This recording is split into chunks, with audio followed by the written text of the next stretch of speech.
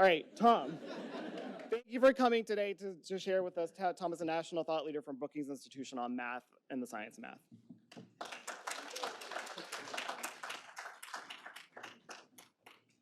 And I should say I was formerly at the Brookings Institution. I'm not there now, but thank you for inviting me to the organizers. It's a privilege to be here. I'm going to speak very briefly, 5 minutes or less, on the science of math. When Josh called me and said, gee, would you talk about the science of math? I said, well, I'm a bit of a skeptic that such a thing actually exists, but yes, I'd be willing to talk to you about it. So let me,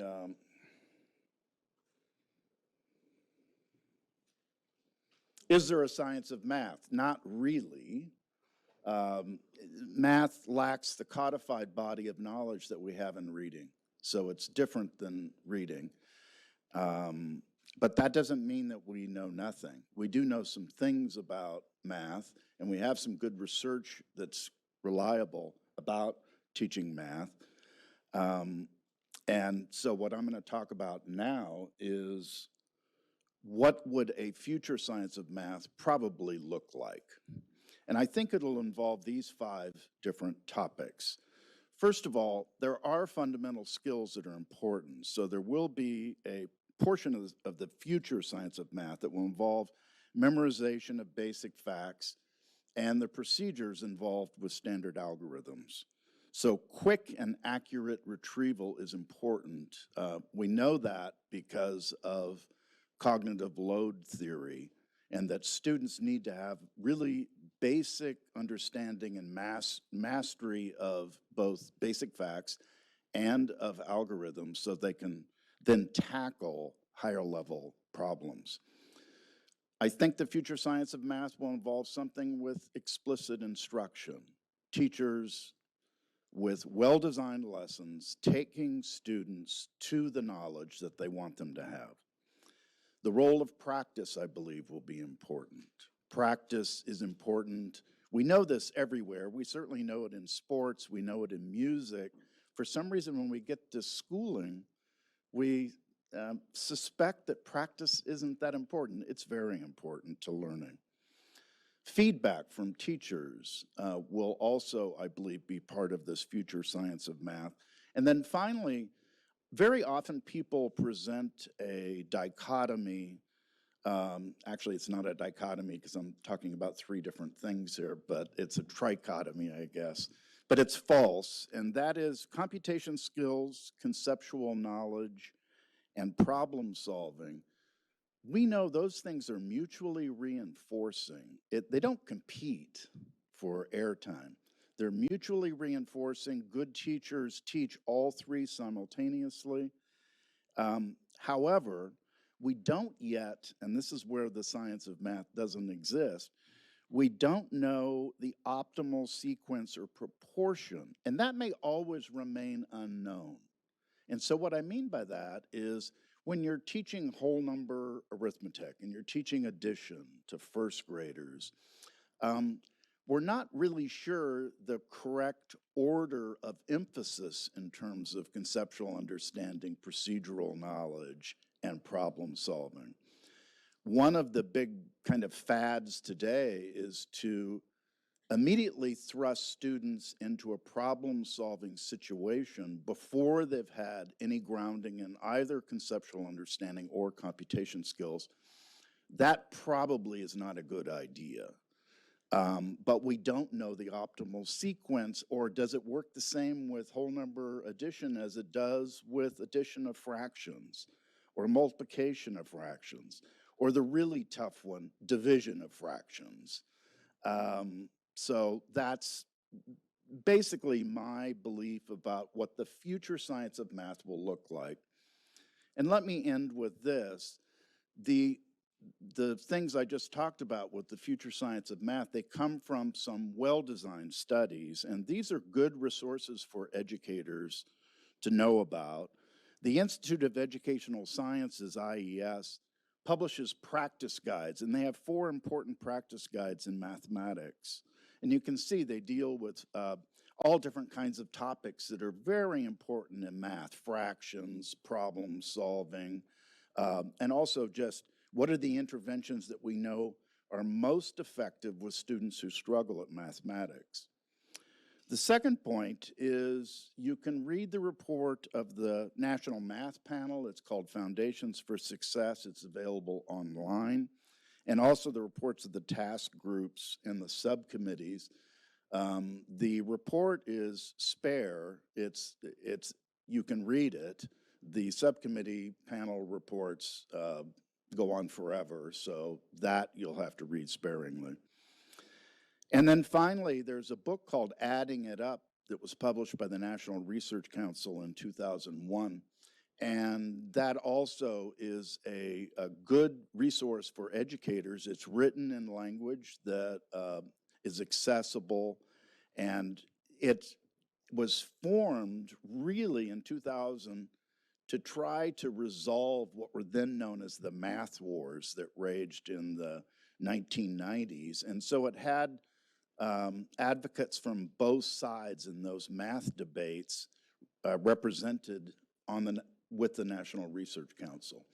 So I'm going to stop right there. We have a great panel who's going to discuss some of these issues in greater detail, and I'm going to invite them up now.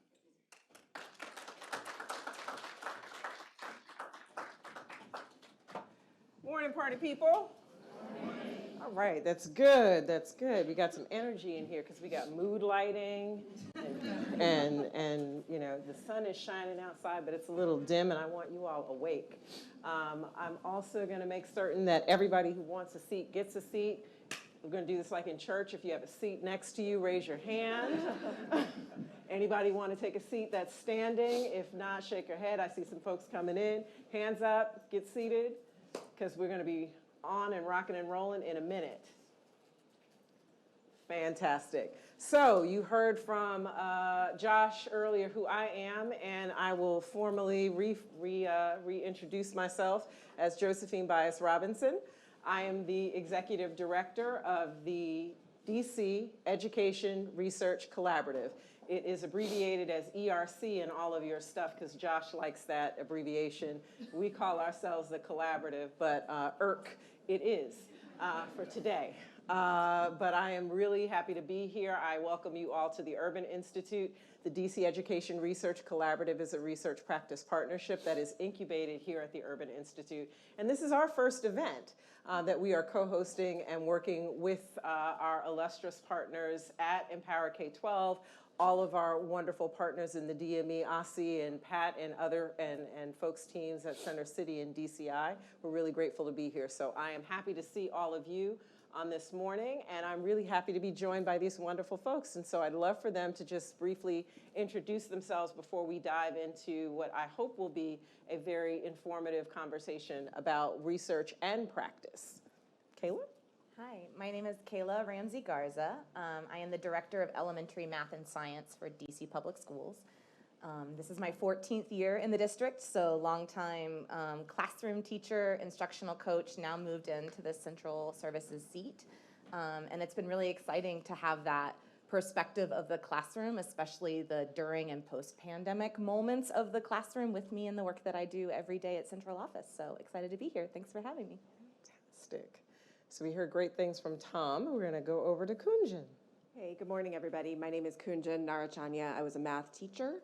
I coached teachers who taught math, and I worked at the Louisiana Department of Education for 10 years thinking about how to improve math instruction across our state. And now I run an organization called Watershed Advisors, and we partner with state agencies and governor's offices on building and implementing large-scale policy solutions. So I am seeing math work across the country and happy to be here with you all this morning. Fabulous. So we have got experts on experts to talk today with you. And so while this is a conversation, I want you all to be thinking now about the questions that you might have, because we will devote some time toward the end for your questions. And we have a QR code that you'll see here, and I'd love for you to have that queued up so that you're ready to ask your question so that we can keep things moving. So with that, I want to first acknowledge that we've done a lot on reading, and there's some information and research with respect to math, and these folks have been in the math space for some time, and Tom did a lovely job of giving you a brief primer on it. But I would love, given that the work that I do is bridging research and practice, for Tom to talk a little bit about how we might bridge the science of math with practice in the classroom. I think the two most important ingredients that I listed in the slides are curriculum and instruction, the two most important for teachers. And it's because the teacher is the most important implementer of anything that happens with curriculum and instruction. Very often you hear about state policies that are passed that try to guide teachers and adopt certain textbooks, for example, or reject other textbooks. Or perhaps they'll pass mandates in terms of pedagogy. You know, here's how you should teach reading. Here's how you should teach math. These are usually done by politicians. They're not terribly well versed on the best research with these particular topics. But in the end, and it's a frustration that politicians have, and all policymakers have had, and by the way, this is worldwide, is once they pass anything dealing with curriculum and instruction, they have to rely on teachers to implement those mandates. And very often, the mandates are trying to change teachers. And so you're relying on the people you're trying to change to implement the policies that you've just passed, and that can create problems. So I think whatever comes down the pike as far as benefiting our knowledge of what's good curriculum, what's good instruction, teachers, that's going to be critical to bridging that research practice gap. And Kunjan, as you've worked at the state level and within the city schools themselves, how do you see that particular dynamic playing out? Yeah, is my mic working? Can y'all hear me? Okay, Yes. good. I really agree with Tom. Tom talked about the I think you called it three-legged stool: conceptual understanding, procedural fluency, and problem solving. These are the three elements that are necessary for kids to master math. And the curriculum, if chosen well, should help a teacher build all three of those in a student's understanding. Now, we, as Tom said, don't know the sequence in which we should always teach those, or the proportion with which we should educate children across those three legs of the stool, but curricula should help bring those three legs together in how it designs units and how it designs lessons. So the most important thing, I think, to turn that research that Tom talked about into practice for teachers is to equip them with a good curriculum. Now, I'm not saying teachers shouldn't adapt the curriculum or think about how to serve the students in front of them, but as a teacher myself, it was left to me to design all my lessons, and I don't have time or enough knowledge to pull all three of the legs of that stool together in a well-designed implementation plan. So I could not agree with what Tom is saying more. I'll save the rest for later. We'll stop there. But I'd love to have Kaila extend a little bit on that, because the classroom is where the work happens. And from a district standpoint, scaling that up, I'd love to hear your thoughts on both what Tom and Kunjan have said as it relates to the system. Yeah, thank you for that.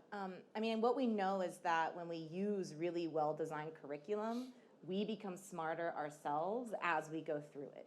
And I think that one thing that's really important is the same way that the content expertise knowledge of our reading teachers, in particular our earliest reading teachers, has now come to light. Treating kindergarten and first grade mathematics as really serious endeavors that we need to know really well. A sidebar that when we look at our data long-term as a district, the cohort that continues to lag are the students who are virtual as first graders. Something happens in that key moment, right? So I would say that from a curriculum perspective, I should know more about the mathematics I teach by using a well-designed curriculum day in and day out. And then from a district seat, we're thinking, okay, what are the enabling conditions that have to support that at scale? So one thing we saw in the district, especially in these, post-return to school moments, is that teachers were often feeling a push-pull between access to grade level content and then supporting students where they were. We knew that push-pull, like if we only teach to where students are, then it is very clear that they will never get back on track. But also, if we just continue to stay the course and not adapt to who our people are in our classrooms, then they will not be supported in the problem solving that we want them to do. And so for us, we were thinking, what would a math block look and sound like that would allow time and space for educators to do really solid tier 1 instruction and opportunities to support? And so for us, that was a 90-minute math block, kindergarten through 5th grade, across every one of our 80 elementary schools, so that we could say teachers didn't have to feel that tension in that moment, but could do an opportunity for deep problem solving, conceptual understanding, and those really critical foundational skills that students need to be successful. So from our seat, we're thinking, how do we make our educators smarter at the math that they teach as they're learning alongside students? And how do they have both the support and also the enabling time to do that work in their buildings? It's really key points here relative to what the teachers know and how they use it in the classroom. And I think it helps us pivot a little bit to the practical application of the strategies that teachers employ to get the results based on the evidence and the research that's available. But again, what is actually strategically being deployed and employed in the classrooms. And so I want to point to the Bright Spots report that we have been able to do, where we've lifted up certain strategies that successful math teachers have employed in our schools. And I'd love to hear from you all of those 5 strategies that were in the Bright Spots report. And those strategies were around math mindset, effective instructional time, blending conceptual, procedural, and fact fluency, high quality materials, as well as teacher support and preparation. Help me and help us understand what is not as well understood in the research and practice fields. And we could start with you, Kaila, or want to go? Yeah, sure. So I think one thing that is really important in this moment for us as a district is that math mindset. We know that, Tom mentioned the Adding It Up report. And in that report, they launched our version of a math rope, I guess we would call it, the 5 strands of mathematical proficiency. And we heard about the conceptual understanding, and we heard about the procedural fluency, but one of those strands is productive disposition. Do I believe that I can do this and see myself as a math person? And so for us, that work starts with our grown-ups believing that, right? Like, we're not gonna stand in front of our young people and say, I'm not a math person, right? Like, we joke that it's very easy to be like, well, I don't read. Like, nobody would do that in front of people. And so what would it mean to sort of change that adult mindset? And then also to acknowledge that we ourselves as adults have experienced very different and potentially traumatic math upbringings. And when we stand in front of young people and we bring that experience, are we projecting that onto them as they form their earliest beliefs about mathematics? And so I think we've already spoken to some of the 3-legged stool. We know that all of the expectations are built on that. I think in this moment, I want to layer in a belief about the efficacy of our young people, a belief that they can do it, the grown-ups believing that they can do it, and then looking to find ways in which that research comes to life in classrooms as they support students in that work. So I think that's something that I would layer on in addition to what we talked about in the last question. You already heard me talk about curriculum. I think the other thing I would talk about is teacher knowledge, and you heard both Kaila and Tom touch on this a little bit, but the National Math Panel in its paper says teachers need to have mathematical knowledge.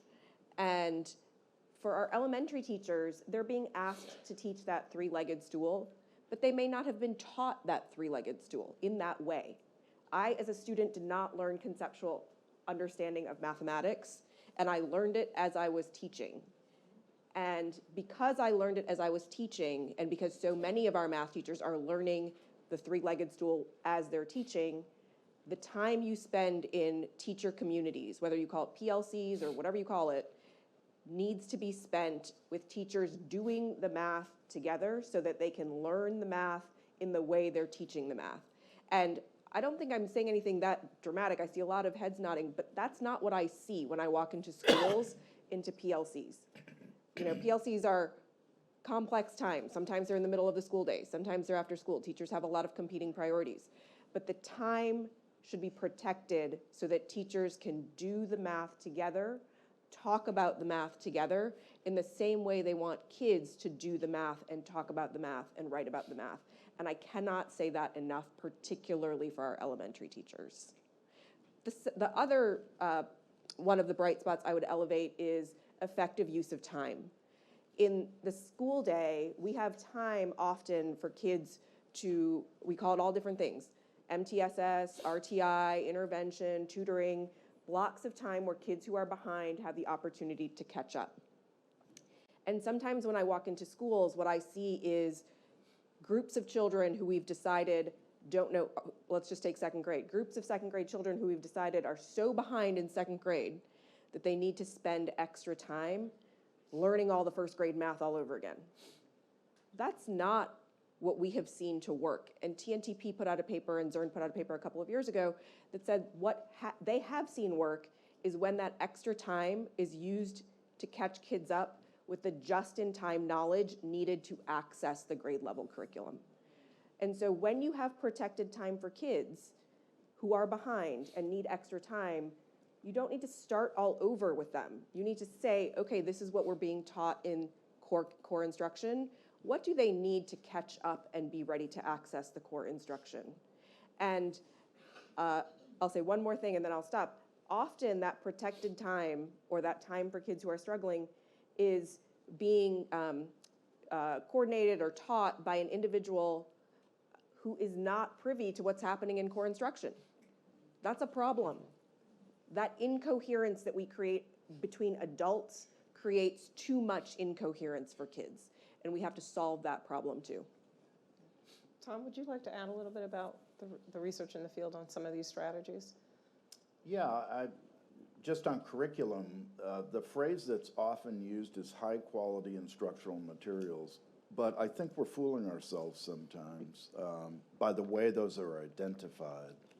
And what I'm referring to, for instance, is an organization, edreports.org, which a lot of people use for identifying high-quality instructional materials.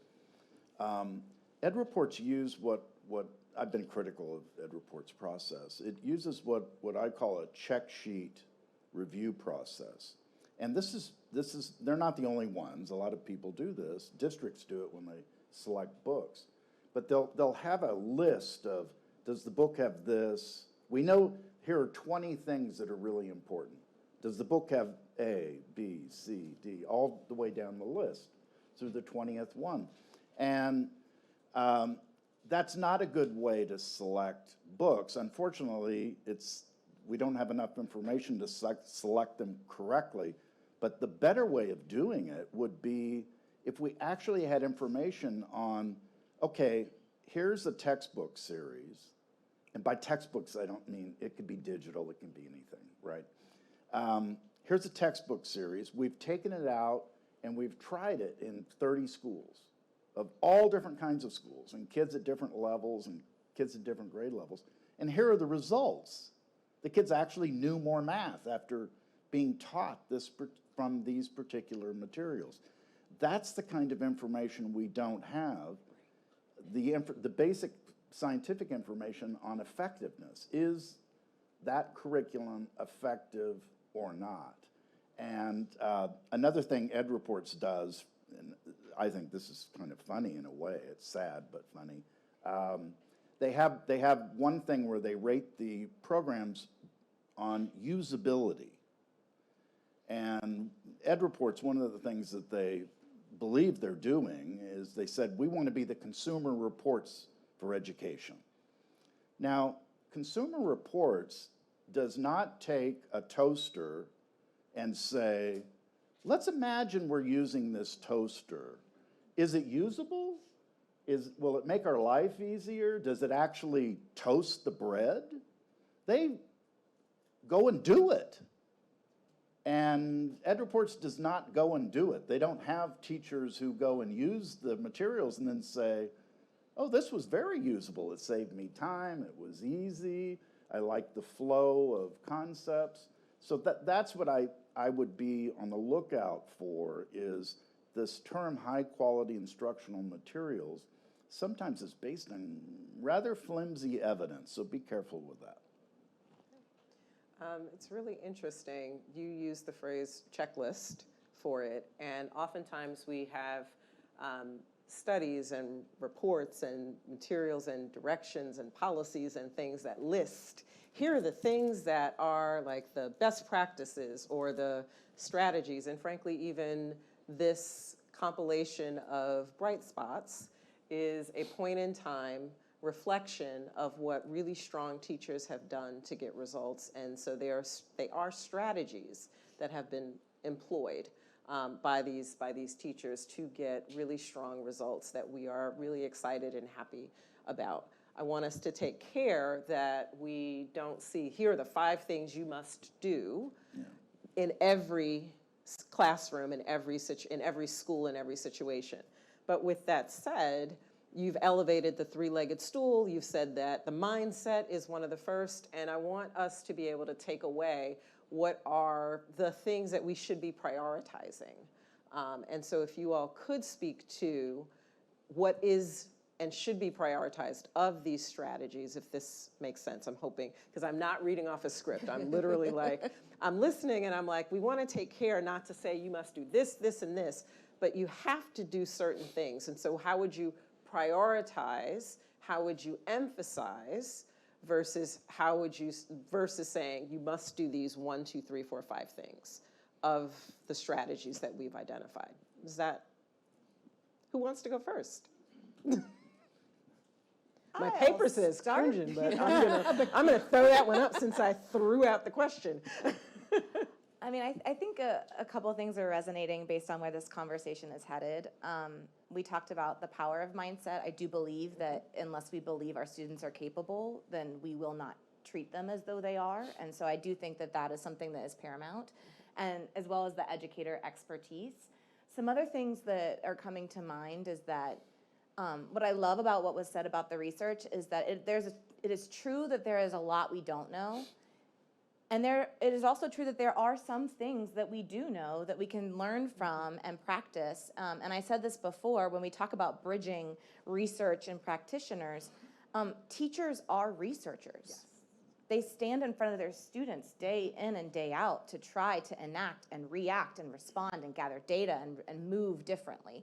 And so our best practitioners are inherently researchers. And we were talking earlier, I do think that there is a movement to bring more of that research capacity to educators. So let me give you an example. DC Public Schools is utilizing a kindergarten intervention. It's out of the University of Oregon. And they have, the reason we selected it was because of their treatment and control research studies that talk about efficacy taught by paraprofessionals. And so we were able to partner with an organization to use that in our kindergarten classrooms, to hear from those paraprofessionals, and then to get that researcher to say, this is actually moving practice. And so before we put it in the hands of every kindergarten student or every kindergarten teacher, that we're using these moments of pilot and research to gather lessons learned. And I think that the patience to do that work is what we're describing in terms of how to figure out if it works, is to test it and then see the outcomes and then learn from what does work and move on from what doesn't. And so I think having that sort of educator research mindset, to me, is the bridge between what we're saying kind of on paper and then what we're living in the moment in classrooms and how to make them meet. And I'll just quickly add, I in my time in the city, I think this has been more prevalent now, like in this post-COVID time than ever before. Like 10 years ago, we weren't being approached to the same extent to talk about like math intervention of kindergartners. I do think this is a special moment where we're starting to see more of a desire to do that learning with and alongside districts. Yeah, I would just agree with a couple of points that Kaila and Todd made, which is we don't have a lot of efficacy data on math, like what curriculum leads to what results. We don't have that. That's unfortunate. And without that data, we still have to make decisions about what to do in schools. And so I think, the most important things are, one, pick a curriculum that you think is good. And Ed Reports is imperfect, I agree. But Ed Reports does a little bit of the lift for you on making sure a curriculum has that three-legged stool. And you should make a decision that works for your teachers about which curriculum you want to use, but be discerning when you access Ed Reports, but don't sort of like dismiss it. I wouldn't say dismiss it out of hand, because you really do want you want a curriculum that allows teachers to access all three legs of that stool. So pick a curriculum. 2, structure your day so that teachers have time to do the math together. 3, make sure that extra time for kids is connected to the core. The adults are connected and the content is connected.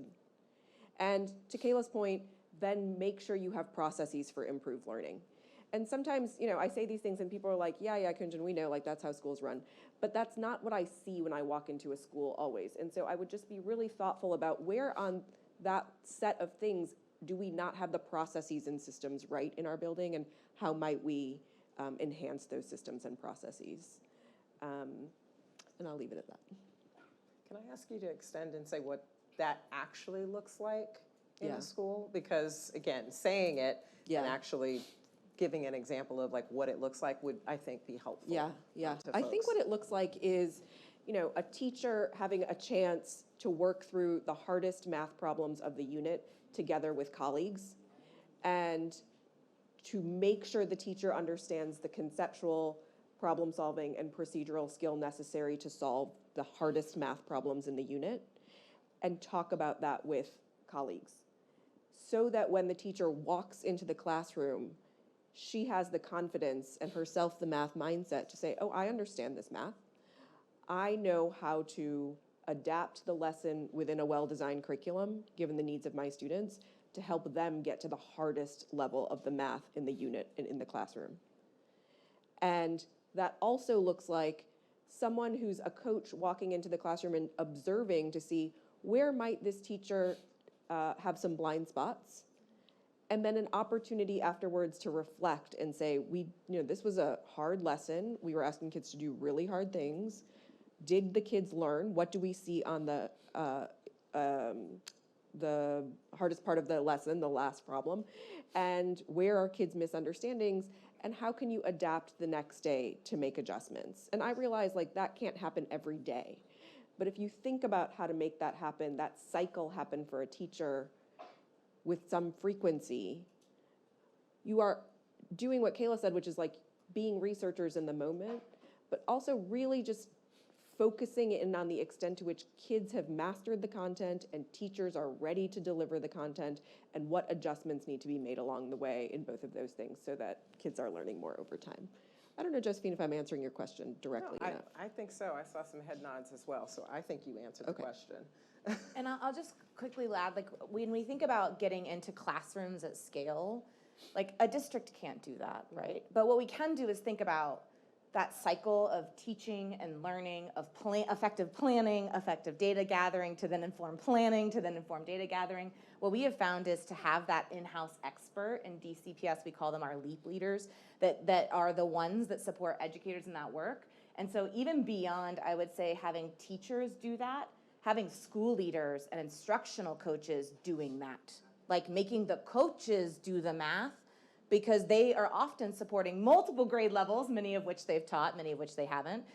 They are often responsible for keeping up with the pace of learning as we learn it in real time. And so I think that idea of every person in a building becoming that appetite to do that cycle of data reflecting and planning and teaching, so to how we support then that train the trainer model, so that our trainers are actually experts in their craft, so that they can do what you're describing. Because if I myself am not an expert in second grade math, it is very hard for me to go into a second grade math classroom and give actionable feedback to that educator that's going to move student outcomes. And so I would say triple stamp what you're saying in that cycle of planning and data, and thinking about how to have those people in the building who can do that and replicate that, and that they get moments of learning to support them in that work.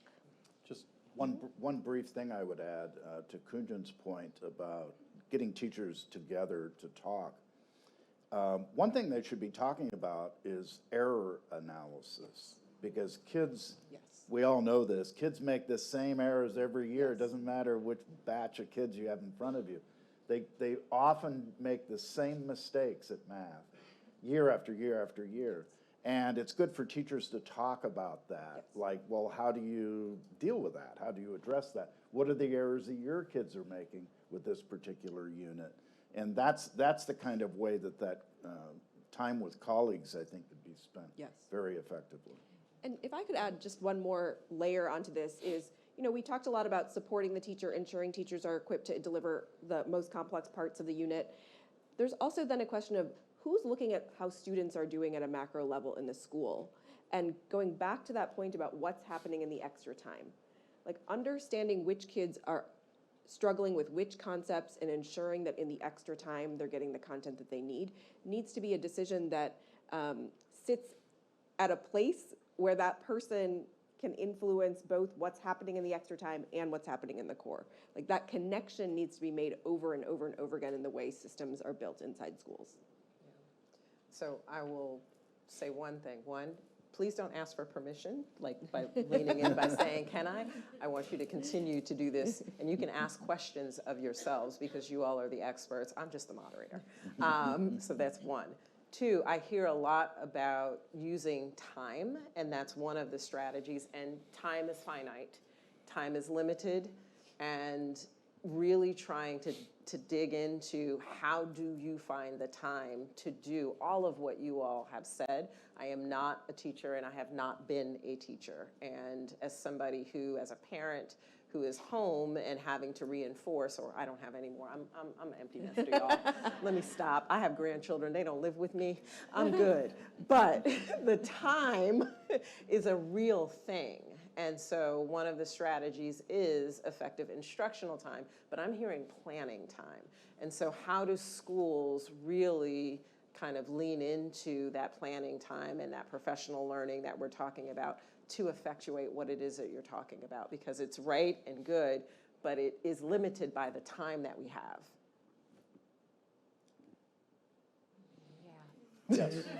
Yes. I went off script again, sorry. Yeah, look, I don't know. I don't know the answer to this question, but here's what I'll tell you. When I talk to school leaders and when I talk to district folks and state people, we're asking teachers to do a lot of things. Teachers are like, I got this over here and that over there and this, that, and the other thing, and that's too many things. So the first thing I say to people is take a look at the time that you have. What PD days do you have? What time do you have in your schedule? What are you filling it with now? And can you take some of it out? And I hope the answer is yes, you can take some of it out. And that these are hard decisions that you have to make about what you take out and what you leave in. But what has to be left in for the sake of kids is a teacher's ability to deliver the math content in a way that leads to student mastery. And so when you have to make hard decisions about what to put in the PD day, I would strongly advise that you keep learning math content in the PD day and take out anything else that could be done on email, could be done via a one-pager, could be done in any other modality, but put your priority where you know kids need it to be. I think also just acknowledging the difference between prepping and planning. That like oftentimes we can use planning for running our copies and cutting out our things that we need for our lessons, and like that is important. And this like sacred time, we call it our leap time in our schools, that are the PLC, to do that, making that learning time sacred, carving it out week over week. And even if you can't do it for every single lesson, right? The idea behind going through this process of like, how do I do the math myself? How do I practice it in front of my colleagues before I'm in front of students so that I can get myself together and then learn in real time what to do when kids bring this misconception.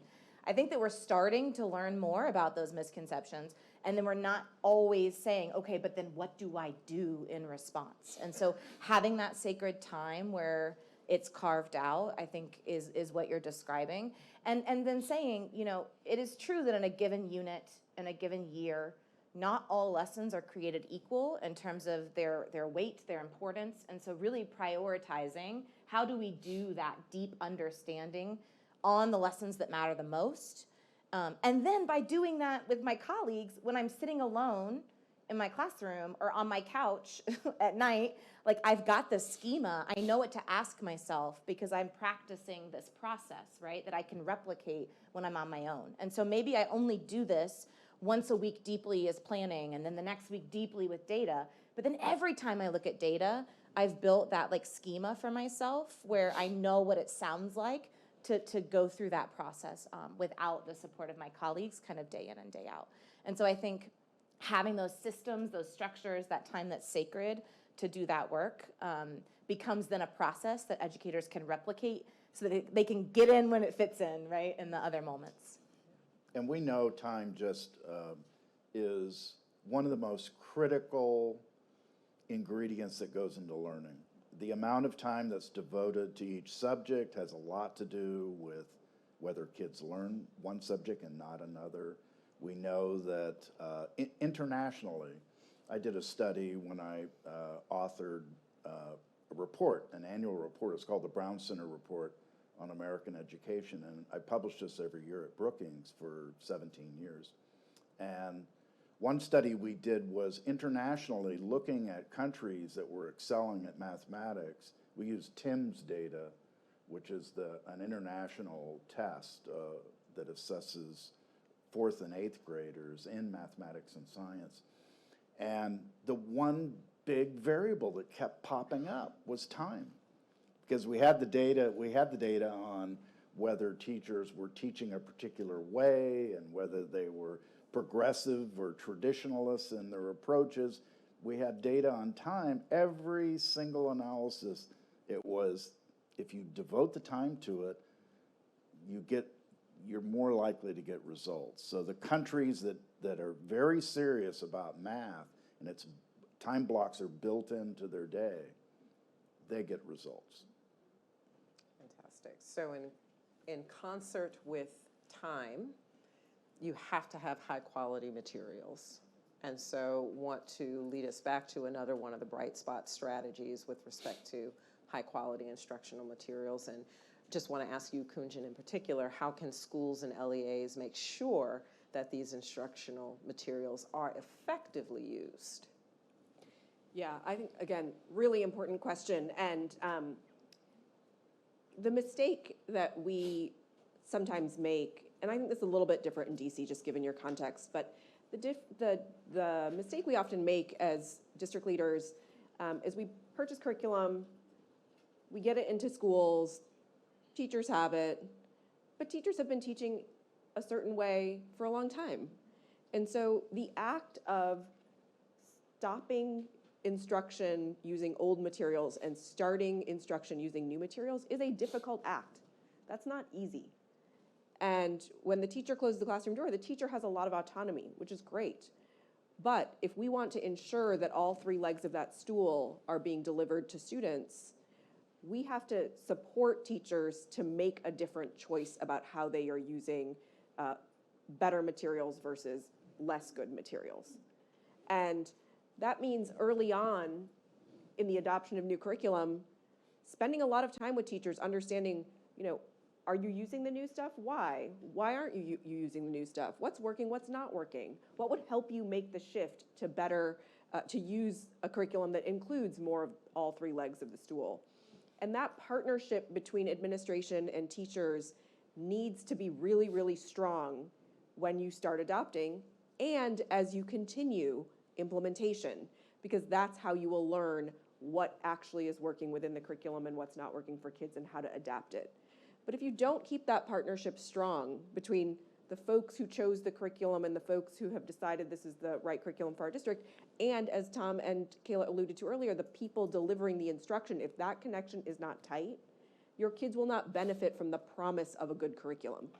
And So I would just think about, what does that partnership look like in your building? How are you learning from teachers? How are you learning about student performance? And how are you using that information to think about how to make the curriculum work for you and work for your children? And don't be afraid to use formative assessment. Yes. Don't Yes. follow, people who say all tests are bad kind of thing. That's just fundamentally untrue. And it gives good assessment, good formative assessment should give you as a teacher feedback on what you're doing that's working and what's not working. And it also should be used with the child so that students know, you don't know this and you need to know this, and now I'm going to teach it to you. So we're going to try again. So that both of those things are important. Yeah, and if I could just, sorry, Kaila, before you jump in, if I could just add one comment on this. Across the country, I see in math legislation across the country, and as Tom said, legislators are deciding that they want to pass math legislation because they passed reading legislation and they were very excited about it. So now they're like, let's all pass math legislation. And in a lot of states, people are putting in things like, all kids will have to take a math screener. It's like, well, what is a math screener? What are we screening for? And in fact, what I think, and Tom can correct me if I'm wrong, what I think works better is formative assessment that happens inside a classroom that helps you know whether kids are ready for the next unit, so that you can use that information to better adapt your instruction and your materials in service of your kids. And instead, I worry that across the country we're going to say, everybody use a math screener. Nobody knows what screener. Nobody knows how much time it takes to deliver that screener and how much time it takes away from instruction. Nobody knows what the data will be used for. Nobody knows when they'll use the data. And that is not going to be helpful to teachers. And so as you think about assessment in your building, I would really think about, are we using assessments that matter? Do they tell us something? Do we use them? And what is the information that I as a teacher most need in order to design my instruction and adapt curricular materials for the needs of students, versus what are the assessments that are just like in my ether because I'm being asked to do them by other folks? I think that, well, I have an interesting perspective on that. I want to talk about screeners, but I think this idea of, again, research to practice to action to reflection, some of that is like the data literacy of our educators, understanding this is what this assessment will tell me, this is what it won't, this is the most appropriate assessment to use. Like if I have this question that I want answered, which assessment's going to give me that data? Like that is a skill in which we have like assumed that people are using day in, day out in spaces, and we need to use some of that time together to norm on that and talk about that. I think when I think about things like a screener, for example, how to put that side by side with that research practitioner, because I'll give you an example. When I was a fourth grade teacher, the iReady diagnostic told me that my student couldn't divide. So then I'm in my mind like, okay, I'm going to set up this really great intervention of like, we'll sort, physical objects, and then we'll transfer it to understand like, what does this mean? And we'll practice the algorithm. And then I was able to do a forefront numeracy screener with a child, which just had them count out loud, think out loud. And what I found out was they couldn't count backwards within 20 in the fourth grade. So they actually could divide. It was the subtraction part of the long division algorithm that was why they were getting all the questions wrong. And so I do think that these assessments, when used well, when used smartly, do help us become better at teaching. Yes. Like, we don't want to design help around something a student doesn't need using a misinformed perspective of data. But some of that also then becomes, you can't in a district seat be like, and now we screen all children, right? Without that really robust, pilot reflecting learning model. How are you using this? What are you learning? What is helpful? Is it extra? Is it too much? Because turns out if you assess too much, I'm from Appalachia. We like to say, you don't fatten a pig by weighing it. Like, it's true that we absolutely have to check in, but if all we ever did was assess, then like, when are we teaching, right? And so I think that what you're talking about are the nuances of taking what a best practice might look like all the way down to a classroom level. And oftentimes that's done without that feedback loop of like, what are we learning? What might this mean? When is it helpful? With which grown-ups? With which kids? In which moments? And so I think we can kind of connect some of what we're sharing when we talk about that. A completely unrelated thing that's on my heart and mind as we think about, I was thinking about your first point of having basic facts memorized. And I think that like in the world at large, we talk about rote memorization as though it is problematic. When in fact, students that are counting on their fingers in 4th and 5th grade, like we have a lot of learning from our literacy friends on cognitive load that says that if my brain is spent doing this, like I'm not accessing grade level content. And so that's a way where we can all come together and say, we want our students to be fluent, and we're gonna carve out that time to make sure that we can build that deep fluency. But that's not all we want them to do, right, in this tool. And so I think about how professional learning supports an educator in knowing, oh, this is why I have a fluency part of my block. Not just because the curriculum says do it, but this is gonna unlock these barriers, and this data is gonna tell me when to pivot and when to move on. Like, that's a lot of moving parts and pieces. And I think that coming out of a pandemic, we said, educators, reimagine how you taught reading.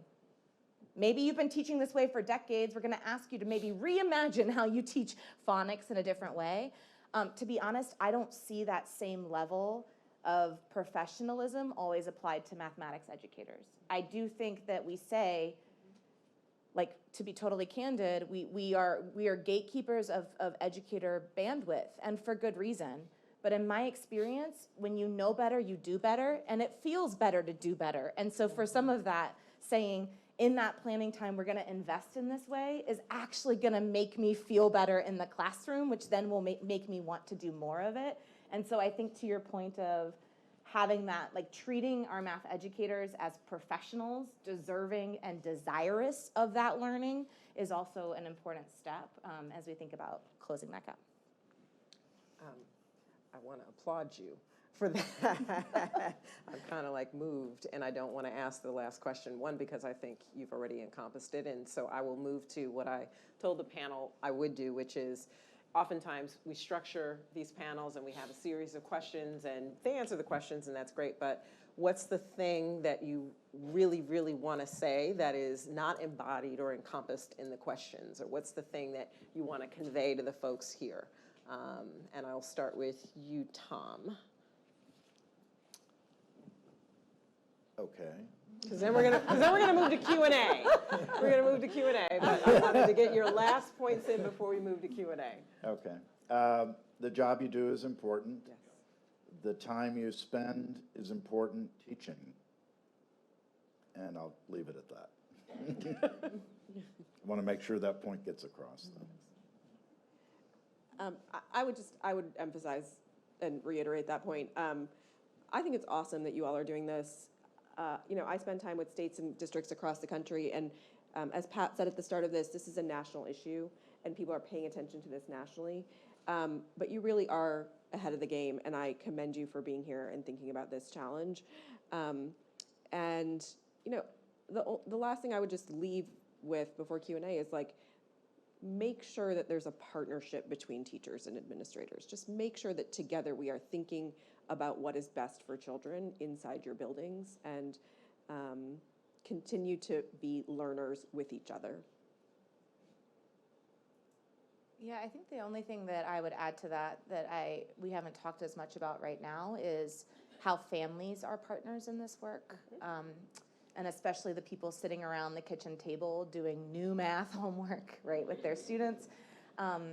Really trying to learn from families, what would you having in your hand at home support, not as another teacher of your child at home, like that we're not asking you to teach them division of fractions, but like what does it mean to teach those habits of what to do when we don't know, how to mathematize the world around us. I think that like families are incredible partners in that work.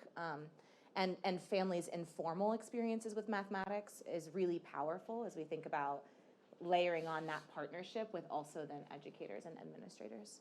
Yeah, thank you for that. As a former chief of family and public engagement for DC schools, I completely wholeheartedly appreciate the recognition that parents have a partnership role in ensuring that our children grasp, understand, grow, and learn. And so your recognition as educators of that role is critically important. And whatever it is that we do in the math space, it's not going to be as successful as it can and needs to be without looking and understanding how to equip parents to be supportive. So thank you for that, and thank you for all the work. And I started here with the reflections because we might get into these questions and you might add more. I have 4 questions in my queue that we'll see how long it takes, but I'm also reminding you all, if you have additional questions or comments that you want to provide, to use the QR code and put them up here. They will appear magically on my little tablet, but I'm going to go in order because I just am.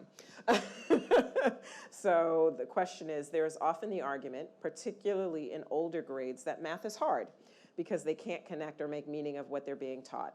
How can educators effectively incorporate real-world applications and problem-solving scenarios into mathematics curriculum to enhance student engagement and understanding?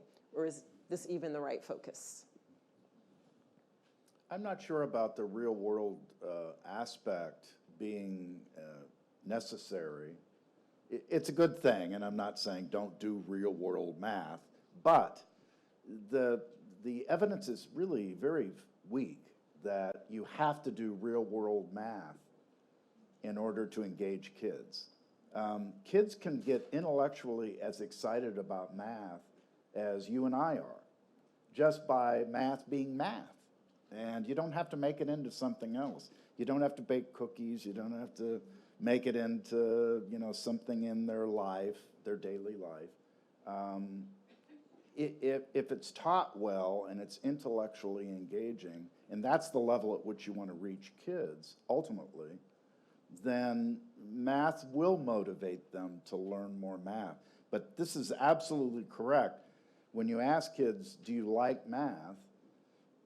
4th graders love math. 8th graders, not so much. And it just goes steadily downhill as math becomes incredibly complex and incredibly abstract. So that's where I think the real world justification comes from. Well, we can make it less abstract by making it real world. It doesn't work that way. I mean, eventually they start doing things in math that only make sense if you know math. You just can't real world it, So Do we have a counter or an augmentation to that? the square root of 2 does not make sense. It just doesn't. Sorry. I definitely don't have a counter to that. I think the one nudge that I think about is how mathematicians spend their time, and they spend time on problems they don't know the answer to yet. And I think oftentimes as we think about students as they get older, part of that math confidence is that standard of mathematical practice of wanting to persevere and persist when things get hard. I think framing this as mathematicians spend years trying to solve things that they don't know, and they are wrong much more often than they are right, and they learn from that forward. And that, I think from a habit perspective, that's a real world learning mindset that our students could benefit from and our educators could benefit from. Yeah, and I think, I don't have a ton to add, but I think I would say, I think exposing kids to careers where math is relevant is important. But when you look at, and again, Tom can correct me if I'm wrong on the research, but the thing that leads kids to want to do more advanced math is when they are successful in algebra. So when they're successful at math, they want to do more math. That's great. So we should use we should intellectually engage children in a way that makes them excited about and successful at math so that they are motivated to go do more math and figure out how math applies in the real world. Yeah. And we have this kind of staircase of correlations. Kindergartners who come to school knowing how to count eventually wind up really good at 2nd grade math. And kids who are good at 2nd grade math, meaning now they're in the whole number arithmetic, they eventually are the better students at learning fractions. And the kids who learn fractions are the better students at learning algebra.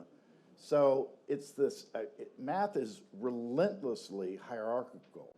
You must learn certain things along the way, or you won't learn the next thing.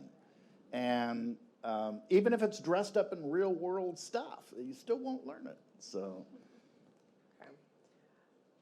So I'm going to cogitate on that for a little while because the relevancy thing is still stuck with me as I can't grasp certain math concepts at my time and age. But I also want to pivot to a question, which is only 1% of DC high school students with disabilities are proficient in math. So how do we support these students with specialized needs and include them in this conversation about general improvement? One of the practice guides that I put on the slide deals with special needs kids. And actually the best research, the most scientific research that's been done on math difficulties has been done by special educators. Special educators were doing rigorous scientific randomized controlled trials long before the rest of the American educational research community. And so there actually is a lot out there about some interventions that will assist these kids. I started as a special ed teacher. You know, these kids struggle. They're going to struggle. And there's no perfect solution. There's no magic bullet. It doesn't exist. There's no perfect solution where I can guarantee to you every single kid will then, you know, be fixed in terms of their misunderstandings.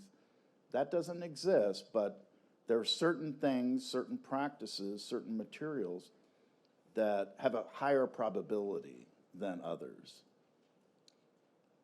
Yeah, I am fully an elementary director of math and science, but what I will say is borne out in our data, and Tom spoke to this, really what happens by the time students leave second grade nationally determines their trajectory, right? That if I am on grade level by the end of second grade, I am more likely to persist in staying on grade level, and that if I am already fallen behind in second grade, I mean, we even saw it in our, Park, now Cape data, we fall further and further behind year over year. And so from my seat, I see my relationship with this work is how do we invest in early intervention to make sure that we have that strong foundation, that we're sending students off with the success that they need. And then the other thing that we're grappling with as a district is like we tell educators like scaffold, like, oh, you're gonna put them in classrooms, scaffold their learning, right? That's really tricky to do because what we have to think about is like, well, what is the actual math of this lesson? What is the student's potential barriers to that? Are they cognitive barriers? Are they language barriers? Is it, I'm in high school, but really the root cause of this is like third grade fraction knowledge? Like, is it a foundational math knowledge? And so again, having that research perspective of like getting to root cause and then saying that's for this lesson or this unit, knowing full well that it's not, I can't just put up an anchor chart, even though research might say that it's effective, right? The context of if and when and how it's used is a skill that we have to build. So that's what I'm thinking, like how do we send students to middle school and high school so that they're not so far behind, including our students with disabilities? Yeah, that is a heartbreaking number. The first thing I ask myself when I go into a school is, one of the first things I should say when I ask myself when I go into a school or ask the school leader is, are the special educators trained on the same curriculum as core instructors? And, we talked about the experience of a kid during a school day. A student goes to core instruction, they may then go to some extra time with some other adult. If those adults aren't using the same materials, aren't teaching the same way, aren't speaking the same vocabulary words, it becomes really hard for a student to make sense of all the math they encountered that day. And even harder for kids who have disabilities. So all the more important that special educators, reading interventionists, any extra person other than the core instructor that interacts with the student on math or on reading or on any other instruction is very, very well versed in what goes on in core instruction and is making real thoughtful choices about what of that to pull out and use with students. And to the point that Tom made earlier about error analysis, and to the point, Kaila, you're making right now, what are students actually struggling with, and can we help them with the things they're struggling with?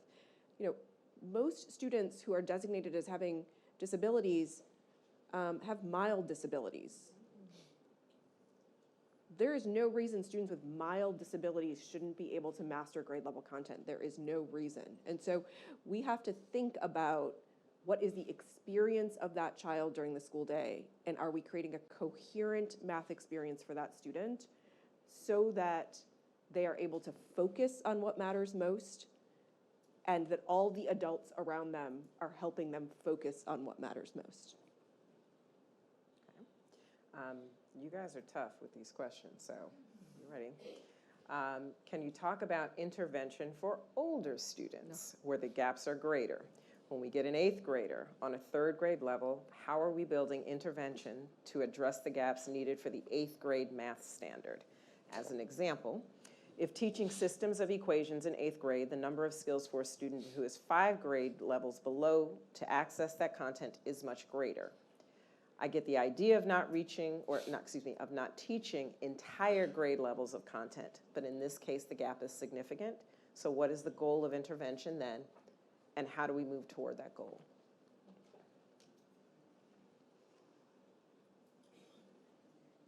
I don't think we're gonna have a good answer, a quick answer for this, but. This is the teaching problem.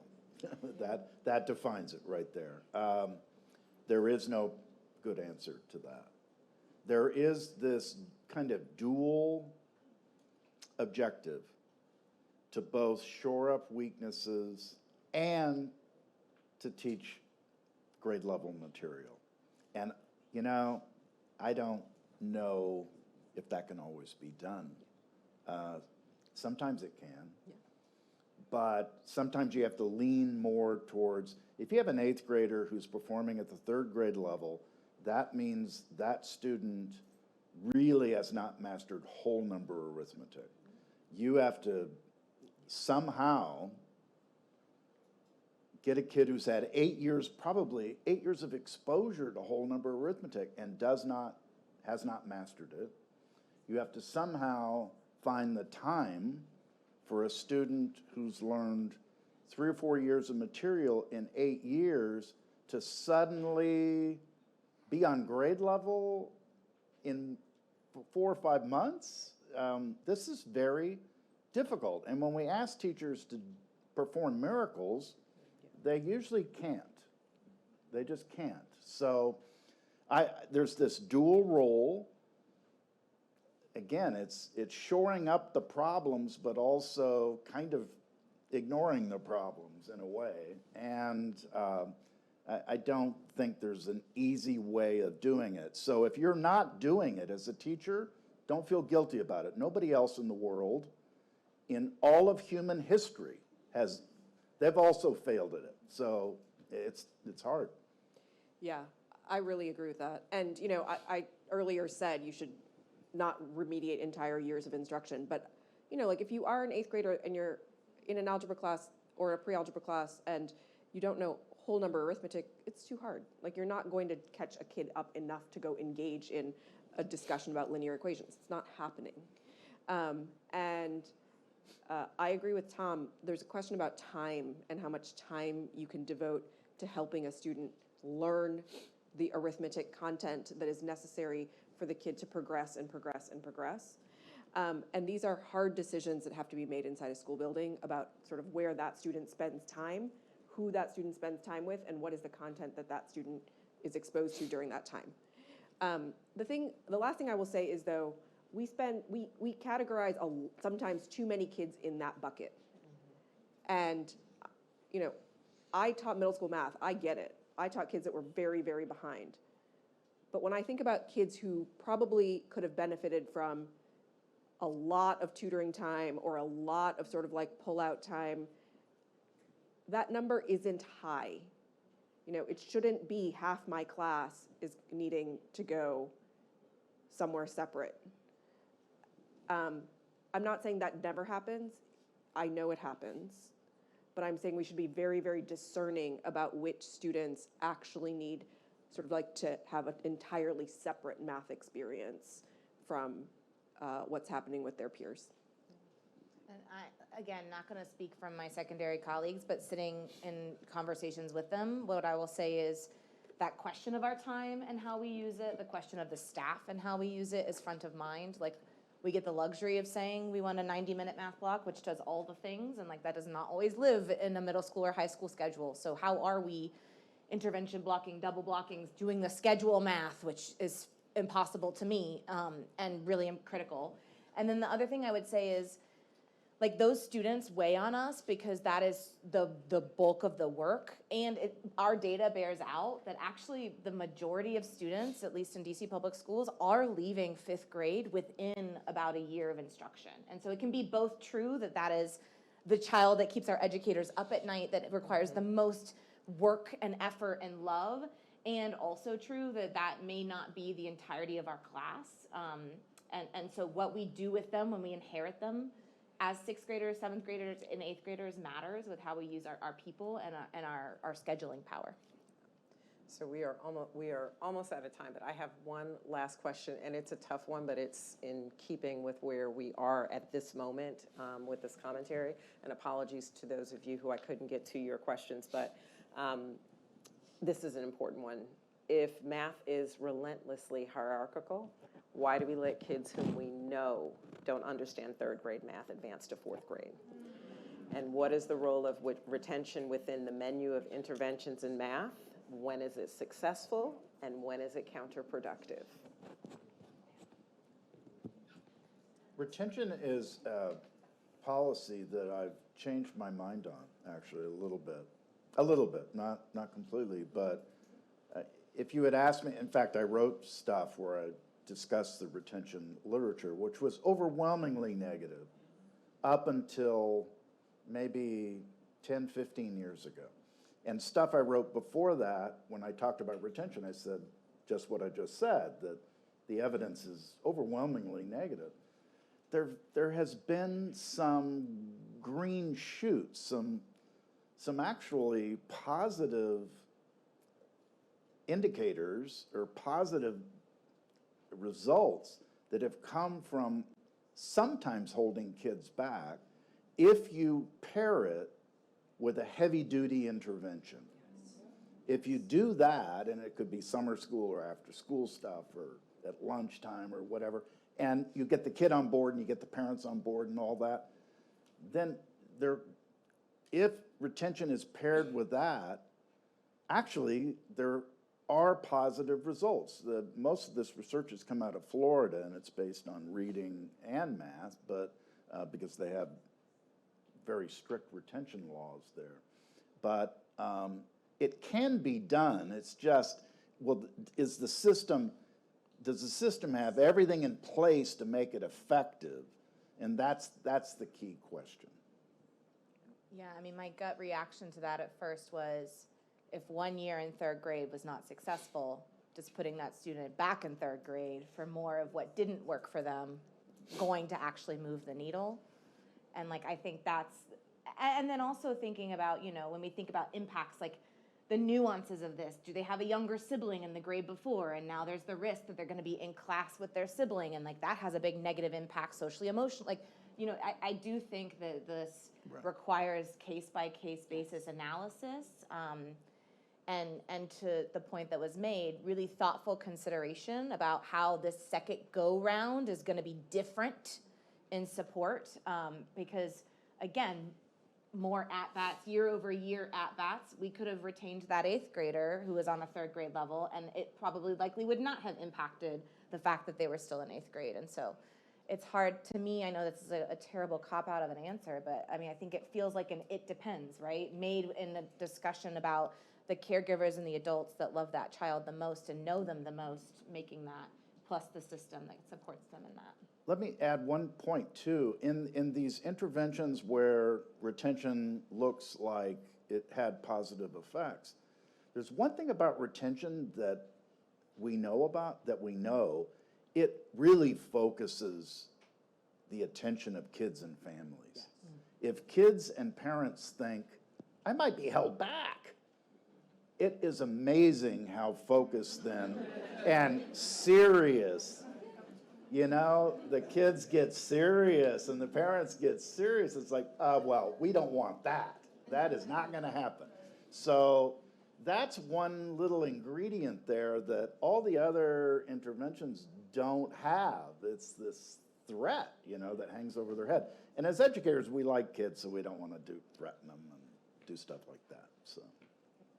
But I think this will become even more relevant, as Josh shared earlier, like our chronically absent data. Like, we're gonna have to grapple with time spent outside of school and what that means for what future school looks and sounds like, so.